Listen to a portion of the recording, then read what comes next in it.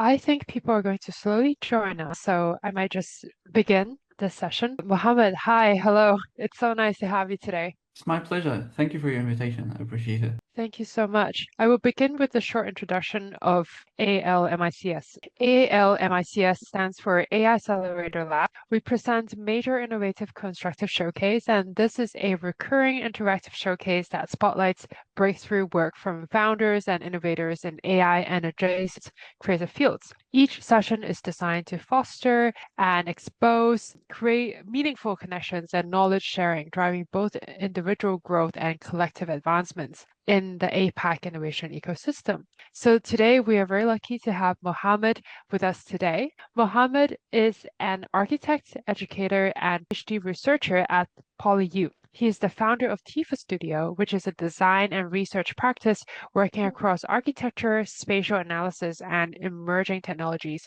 Now he's based in Hong Kong, and his work explores how space, culture, and AI shape perception, behavior, and everyday life, and bridging academic research with design practice as well as public discourse. And I also know that, Mohammed, you also have your own following and you also have your own social media going very well for you as well. So congratulations on all of that. Thank you. Thank you so much. Thank you. Amazing. So we're going to start off with a 10 minutes chit-chatting. Mohammed, tell me about your life right now at PolyU. What does that look like? For me, like moving from the countries I used to live in, like Egypt and Turkey, into a new culture is kind of affecting my whole journey. Not only the point of view that PhD itself is a totally new journey and different than bachelor and master's, but studying PhD in Hong Kong itself is very different. Like having the environment, this competitive environment around you, pushes you more to try to innovate, to think out of the box, to push boundaries. And this helps me in my PhD journey and in my research.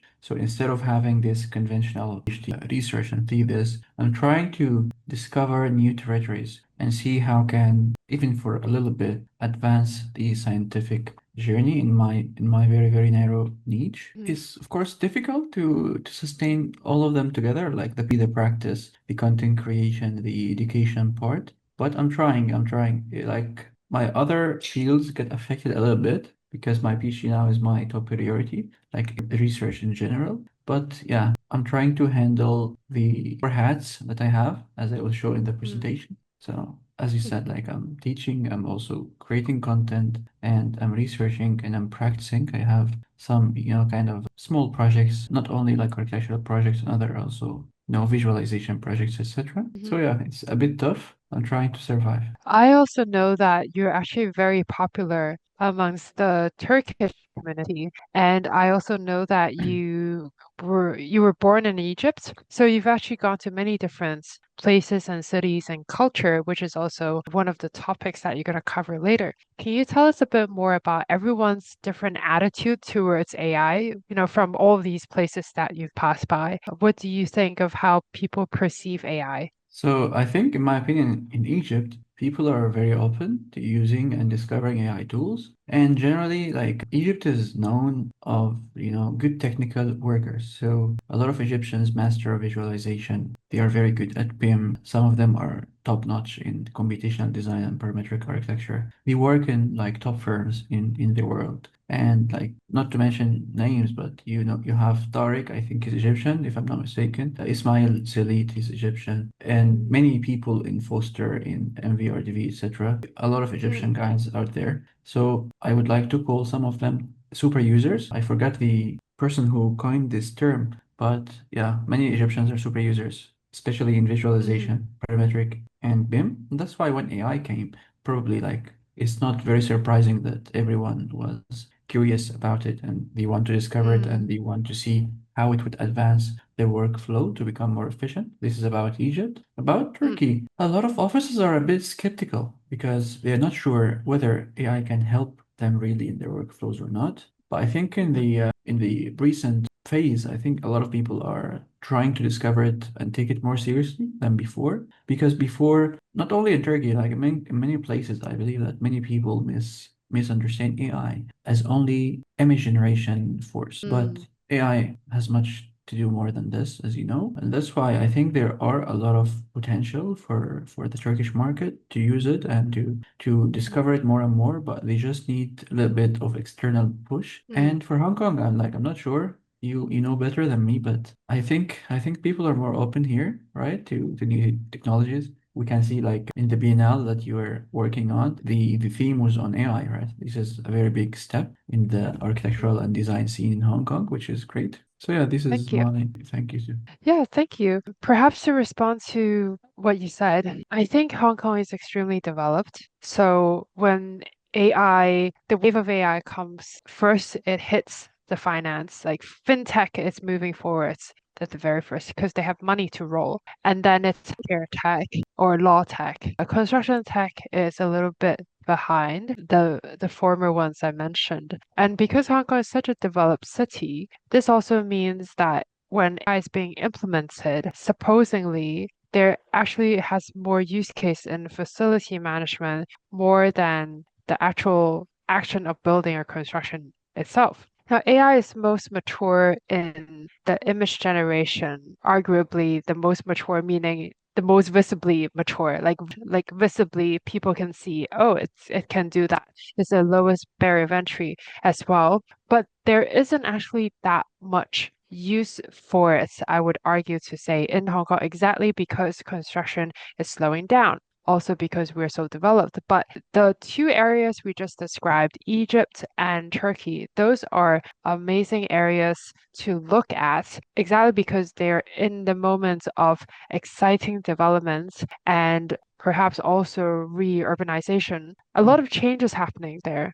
So that's why I feel like our conversation today is very important also for our audience to know more about what's happening at the other side of the world. And, from your background, from your diverse background, what are your viewpoints? Like about both countries, right? Yes, I think also would love to hear about, of course, there's the industry side, but to go Mm. to another scale on a personal level, because you're, of course, also a designer, as well as, like you've mentioned, another hat, you're a teacher. A lot of people ask, perhaps both of us, about what should designers, how should they change their attitude, or maybe what kind of attitude they should have in this era, in this AI era. And there are lots of risks. There are lots of danger around, like, many people being fearful about AI. Designers, let's say, being fearful about AI. What is the correct attitude that we should all hold in this atmosphere, I would say. Yeah. Mm. Perhaps you can Sure. share some of your thoughts on that. Yeah, sure. Like I was mentioning before to some friends, and I also made a video about it recently, that AI is going to be replacing many architects, but it's also not going to be replacing many architects. And depends on the person that we're talking about, because, architecture as a profession is not replaceable. And generally, through history, professions are not being replaced in one night. They have a very long transition period. And generally, it starts with unbundling the tasks. So we Mm, can talk about some tasks in architecture being replaced by AI, and this is happening already, not tomorrow. But there mm, are some tasks that would never be replaced by AI. Like if you talk about the general scope of architecture, it has a big liability and a big responsibility, legal stuff from the mhm, architects. You need to ask somebody about something when something goes wrong. mhm, So AI as a machine cannot have this liability. This is the most important thing. The second thing is some people say AI cannot replace architects because AI cannot get creative. And I think this is totally wrong. AI can get creative actually. mhm, But what makes architecture different is not creativity itself. It's responsible creativity, which is based on decisions that can be turned into reality. And this is the difference mhm, between a sketch that anybody can draw or any AI mhm, image from Midjourney or anything, and between a real building. And that's why I get sometimes like disappointed when I hear some people talking about this discussion in a very superficial level, like AI mm. is going to replace us as architects in 5 years or something. Especially non-architects when they speak about it. It makes me very pissed off because they talk about it as if we're just doing, drawings. Yeah. Architecture is much more than this, Like I think everyone here in the meeting have some background about it and know how complicated the architectural progresses is, how complex are the stakeholder relationships, etc., code compliances, etc., etc. So what I would suggest to the architects to do in the next phase is to try to have a leverage more than the low context tasks, because I think the low context tasks are the first ones to be replaced by automation or AI. But what would make them different is the decision. And that's why I talk about architect as an architect of systems. So what would make you different than other architects is the decision ability, and the ability to guarantee your clients or customers that you are going to lower the risks, because everything is abundant right now. Anybody can create hundreds of images, hundreds of ideas through ChatGPT, or hundreds of plans through different softwares. But how can you say that this plan or this image or this project or this mass is the best one for my specific case? Not only the site intelligence, but also financial intelligence, the program, the codes, etc. And here, I think the important role of the architects, the one who is able to decide which one to go forward with, not the one who draws. Very well said. I do resonate with your frustration of when the question is asked whether or not architects will be replaced by AI. I think we really should move beyond that question in 2026. It's not the right question to ask, I think. It's more about what we can do now. What should we do now with AI? Rather than to mull over, it's not going to be AI replacing architects. It's going to be everything else affecting the architect's job before AI actually comes and disrupts at that level. Anyway, this is probably a good segue because I'm very excited to see what you have in store for us today. So please, when you're ready, do share a screen. Thank you so much. Thank you. Thank you. I'm going to share it right now. And yes, you can see it, right? Yes. Okay. Okay, so the topic today is the space culture and AI. And here I wrote my motto, the architect as a system designer. And again, I'm Mohamed, or Tifa. I'm a PhD candidate and founder of a studio, educator on different platforms. Recent one I'm teaching on is Domestika. And we start with decoding the mess. We already talked a bit, like AI. I don't think it will replace architects. It might reduce the number of architects out there. It might make the lazy architects irrelevant. I wouldn't say just lazy, but the people who refuse to adapt to the new updates or adjustments. And the reality is, as we said, depends on which architects. Is it the draftsman who draws lines? And these draftsmen generally have their value based on hours, the hours they work. And that's why they're going to lose the value. But the system designer is going to design logic, and that's why their value is based on the decisions they are making. And I wanted to be clear about the fact that these tasks that are going to be replaced by AI, not the profession, these tasks are still going to be existing in the future, but they just might be automated or they might be devalued. So the people or the architects who are going to make it, who are going to supervise it,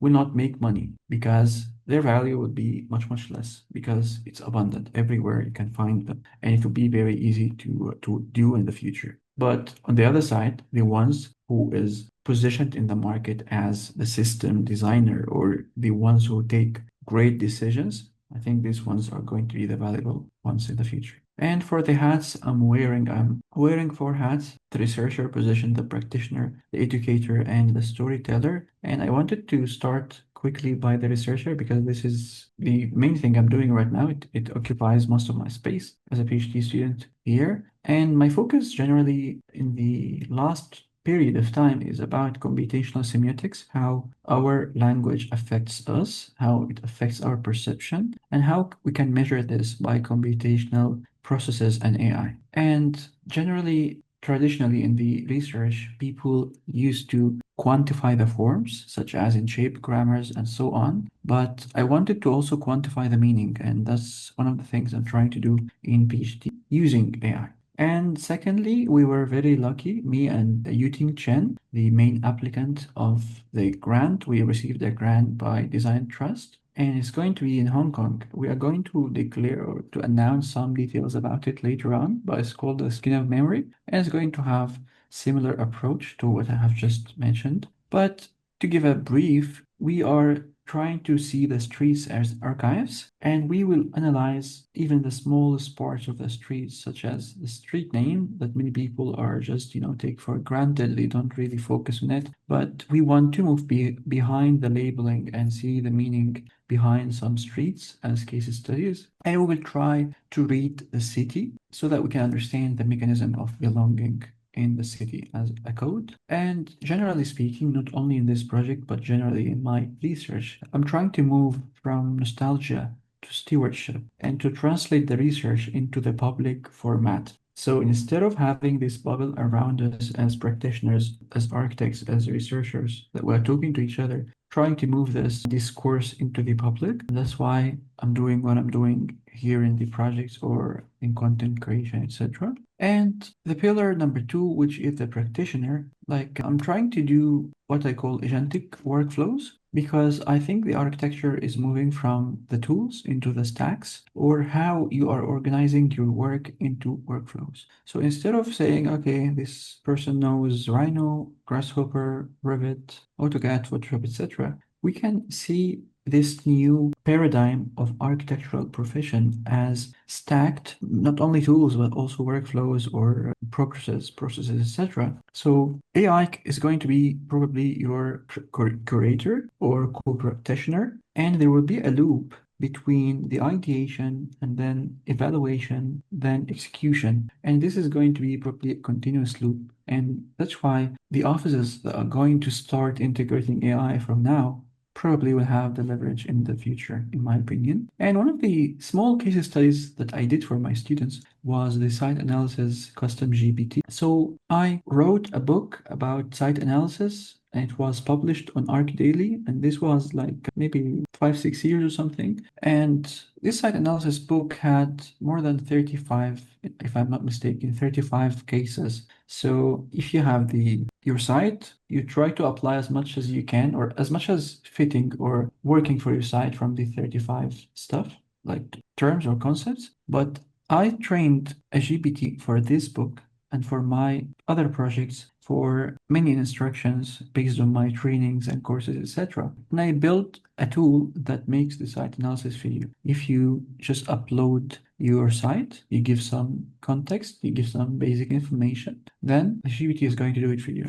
But of course, you have to judge it. You have to judge the information. You don't take it for granted. But still, it saves you a lot of time because you are working with an agent. It's not just like a hallucinating AI or something like many people would doubt. And it's trained on real data. And that's why it makes sense. And not only for site analysis, I have also many other ebooks that I built or I wrote in the past. And now I'm in the process of converting all of them to custom GPTs. And I think custom GPT is one of the most underrated things for architects. Like many other fields are building it, not only on GPT, on ChatGPT itself, but also on API websites, etc. And it has actually a huge business. Many people are building this and making money out of custom GPTs, but for architects, I don't see it is much common. And I'm not talking about only concept and ideation, etc. Like architecture has another field which is very able to be customized and automated. And yeah,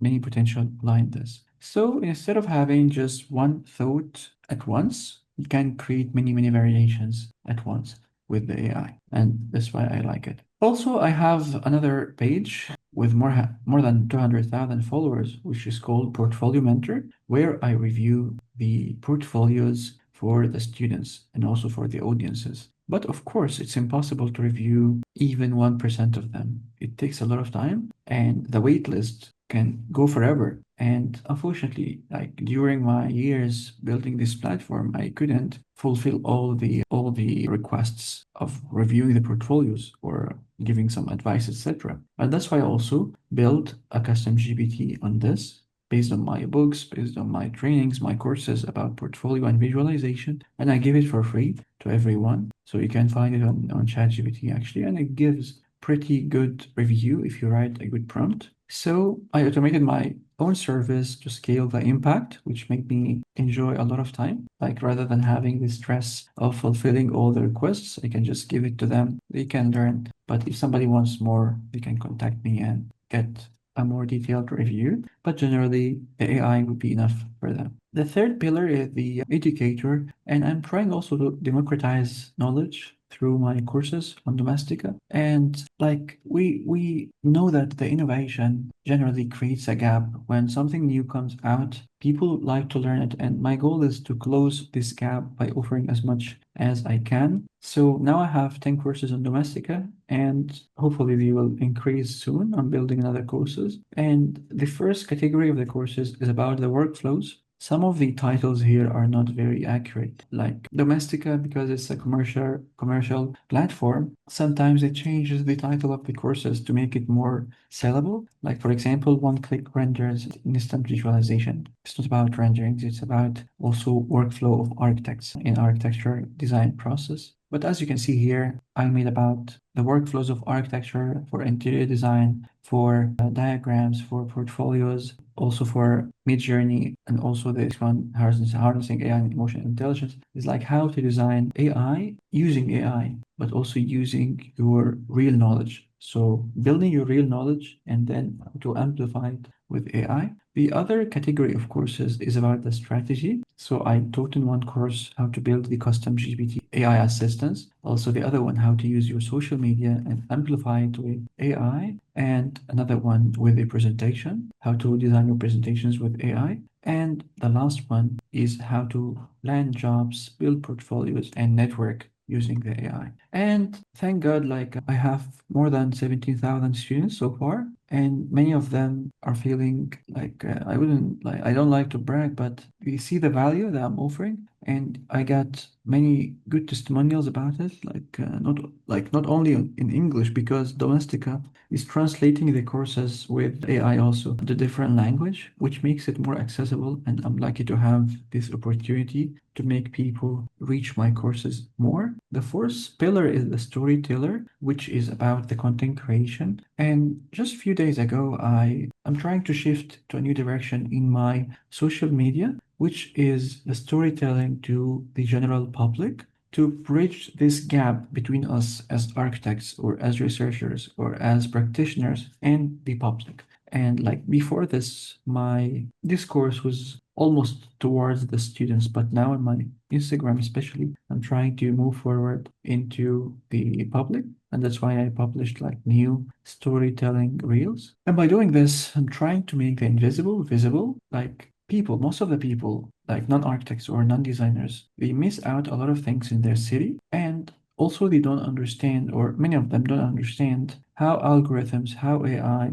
how digital stuff and how technology are shaping their streets, and therefore they cannot fight for their city. So I'm trying to increase the awareness about the perception. I'm trying to help them perceive their cities more so that they can see the city in a different way than they're used to be. And one of the future projects I would like to work on in the future is also simulating the next 50 years of Asian urbanism. And I'm lucky to be in Hong Kong because I think Hong Kong is one of the best cities in the world that can work as experimental labs for new technologies, for emerging policies, and so on. So I would like in the future also to work on this. So my ecosystem generally is based on these four: the research, the practice, the education, and the story. And my manifesto in brief is when generation is infinite, responsibility is the authorship's. Because as we talked also earlier, generation now is abundant. You can do anything you want in a matter of seconds. And that's why your true role or the authorship is your responsibility and your liability of the thing that you're producing, not of how much you're producing actually. And these are my contacts. If you want to contact me, I'll leave it here a couple of seconds. And I think, yeah, that's pretty good. Thank you so much. Thank you. They wanted That to, was really can enjoyable. Yeah, if you want, you I can leave it on the screen for a while. can I stop my sharing because I hit my Oh, floating thing. Can you stop my sharing? I can stop sharing. Okay. maybe I hit the, yeah, Like thank you. this? No worries. Thank you so much for that. It was very enjoyable to listen to it, and I can definitely see you being a very good teacher. Also, the Thank slides were you. very well created, so thank you so much for putting that together for us. Thank you. So I'm going to have the privilege to speak to you more about your journey for the next 10, 15 minutes, and I would encourage the audience to also use this opportunity to ask any questions or raise any discussion points you like in the chat below. So, Mohammed, out of all four pillars that you're balancing right now, which side do you think is exciting you the most at this moment in time? I think it's teaching forever, not only now, but also in the past and hopefully in the future. I like teaching. If I choose between one of them, it will be teaching 100%. That's really nice. And specifically teaching, I guess, not just about AI. AI is just what's happening right now and what's most relevant right now. But from the narrative that you were expressing just now, I can see that, you mentioned you highlighted authorship as well. And this is directly relevant to, if an architect or an architectural student produces a design, however way they do it, the key is why they have done it and with what sets of values they held when they use it, right? Do you have any examples of, especially the last phrase of what you mentioned, AI generation is abundant, so authorship is the key. Do you have any kind of examples you can share with us in terms of what that really means practically? So, like, for example, I can give like the most important thing in architectural profession in real life, not in the studios and at the universities, is the money in general. So, if you build something with AI and it costs more money than the traditional way because you miscalculated or you misinterpreted the data set or you prioritized some other stuff than the financial part, probably the contractors and the investors are not going to be very happy. And you are going as your architect and you are the one who designed this and you choose this over the other designs, you will be responsible in front of them for the extra cost. And even before AI, we know that, for example, Calatrava has faced many troubles because of this particular issue, because of the budget. So after starting the design, many of the builders, they find out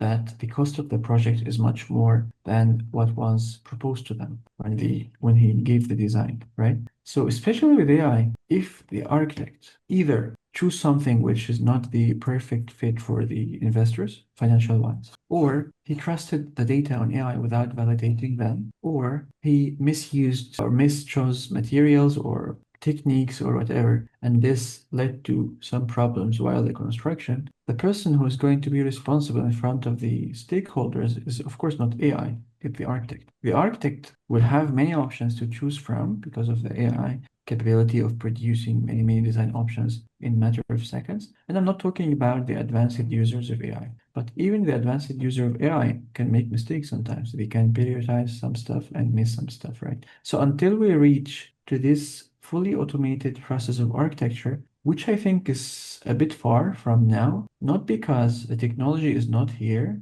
not because the capability is not here, but the technology probably will not be like open to wide public very very soon. Because like we see in other disciplines, we see that AI can make great stuff, but as you said, construction field itself is a little bit back in the back.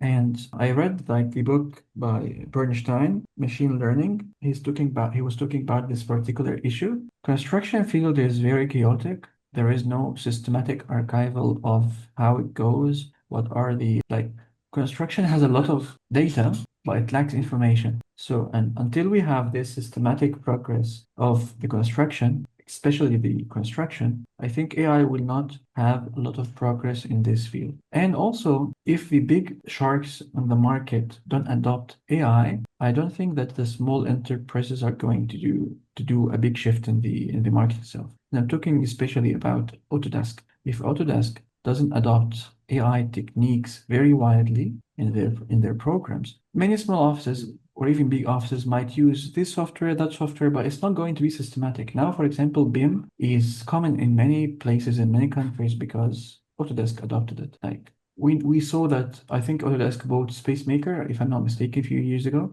but it didn't get the momentum yet. And I'm not sure when it's going to get it. But until then, like briefly, I think AI is not going to be that big player on the market yet in the big scale of construction. But it can, from today, even not tomorrow, play on some other fields. And gradually, it will be integrated probably in more and more processes in architecture. Yeah, I think I also agree that it could be many people at the front of the workforce using AI in their own way to help themselves with their work. But true transformation is going to take some time, not just because of of course, what you mentioned was correct. Like the bigger players need to lead their transformation, but also it is going to be top-down policies in place. Like one of the reasons why Hong Kong is pushing BIM or had been pushing BIM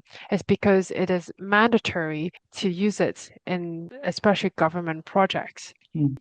If we really truly want AI implementation transformation, then there needs to be hardcore AI specifications, like specifications in the tender brief that requires the consultants and contractors to utilize AI. Then there will be a shift. I do think it is coming because I have been discussing with a few people about how to input AI solutions in their bids because the tender was asking for such. Yeah, so I think that there's really a lot to look forward to, but not as straightforward as people think, as a lot of people think, I would say. Some food for thought there. Let me respond to one of our audience questions. So thank you for asking this question. Hi, Tifa. I think you're at an important position between practice and academics. Many graduates feel frustrated and disconnected when they started practicing. So you think that will change with AI into the play? I think what he means is, do you think this is going to change? Will AI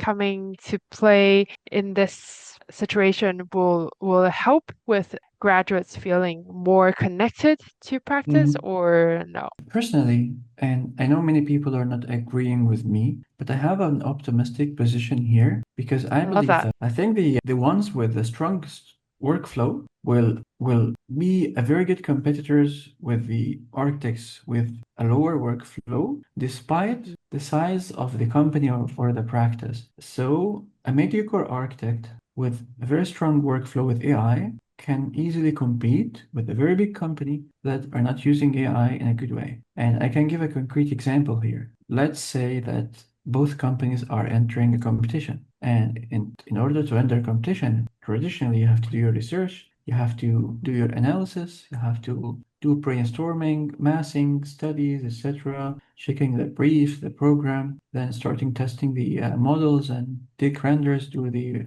diagrams, etc. And this would take you, depending, of course, on the scale of the competition project, but it might take from you 2, 3 months, 4 months, and it has to have many members of the team if you want to have a professional outcome. And for example, one of my competitions that I've entered, actually one of the first professional competitions I've entered, it was a very huge urban scale project, and my team was 19 people. And it was very difficult, of course, for us to coordinate and design together, etc. But we could do some stuff, and luckily we got a reward back then. But nowadays, a mediocre architect with a strong AI workflow can do most of the competition tasks with AI alone, just as a one person. Just small parts of the work, like drafting, controlling the outcomes, might need, of course, manual work. But I give an example of competition because this is one of the most obvious ones, and it doesn't have that legal liability behind it. That's why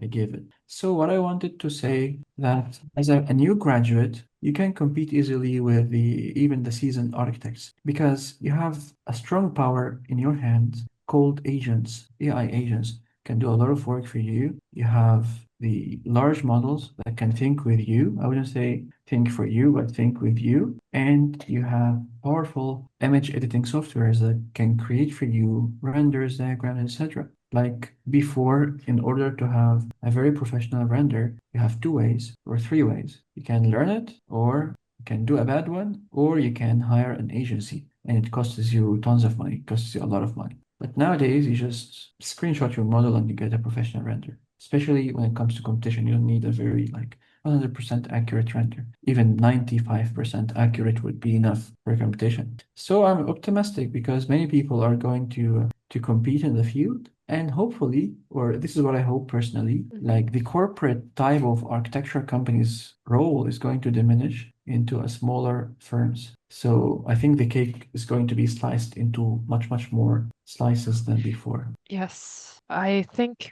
especially the last part that you mentioned is really relevant because let's just say a sizable architecture firm in this week had closed down from what I have heard. And so this was a sizable firm, like around maybe a little bit less than 100 people. And what this means is, of course, it could be because there are fewer opportunities now, fewer projects right now for to be spread across the different architecture firms in Hong Kong. But there will always be some amount of need to build, or let's say, like it could be renovation, it could be different scales of design is still required.